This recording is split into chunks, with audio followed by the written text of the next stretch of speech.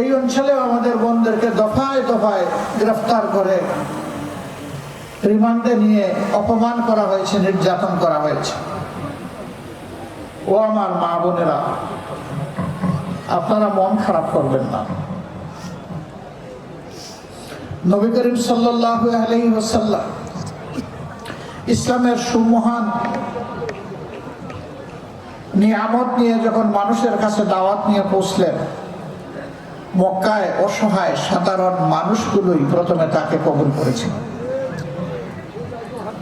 তিনি যখন গুহা থেকে নেমে সমতলে আসলেন, তখন আমাদের আম্মাজান খাদিজাতুল কুবরা রাদিয়াল্লাহু তাআলা আনহা সর্বপ্রথম ঈমান কবুল করেছেন।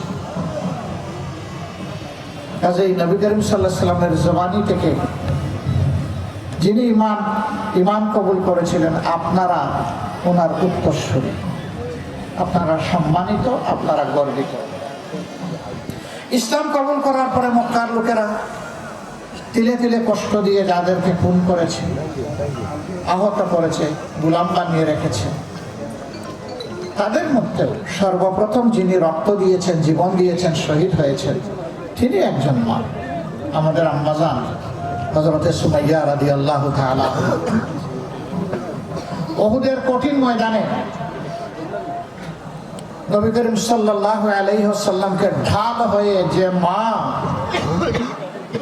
নিরাপত্তা দিয়েছিলেন, যার গায়ে যুদ্ধের পরে 8টি ঝুলন্ত তীর ছিল, 70টি ভারী জখম ছিল, পুরুষরা সেখানে নবী করিম সাল্লাল্লাহু আলাইহি ওয়াসাল্লামের পাশে ছিলেন না।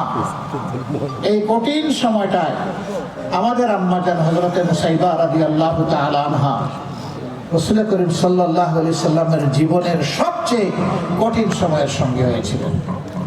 আপনারা গর্বিত, আপনারা তাদের উত্তরসূরি। আল্লাহর জন্য যেমন তারা সকল দুঃখ কষ্টকে হাসি মুখে কবুল করেছেন, আমি বিশ্বাস করি আল্লাহর জন্য, মানবতার জন্য আপনাদের সাথেও যে আচরণ করা হয়েছে, এখনো হয়তো বা কেউ কেউ করে, আমি মনে করি যে আপনারা ওই উত্তরসূরির ঐতিহ্য ধরে রেখে আল্লাহর ফয়সালার উপরে সন্তুষ্ট থাকবেন ইনশাআল্লাহ। আমরা দোয়া করি এদেশের মা বোনদের গর্বে আল্লাহ তাআলা বেশি বেশি করে আবরার পাহ শরীফ উসমান ইবনে হাদি, আবু সাইদ, এদের মতো বীর আল্লাহ বেশি বেশি করে আপনাদের গর্বে আমাদের জন্য আল্লাহ উপহার দিন। মায়েরা যখন সন্তান নয় বীরের জন্ম দিবে, এই দেশ হবে বীরের জাতির দেশ ইনশাআল্লাহ। আজকে মায়েরা ন্যায়ের পক্ষে, সত্যের পক্ষে, মানবতার পক্ষে আল্লাহর দ্বীনের আওয়াজ তুলতে ঘরে ঘরে যান। কিছু লোক এটা সহ্য করে না, তাদেরকে বিরক্ত করে, তাদের সাথে অপমানজনক আচরণ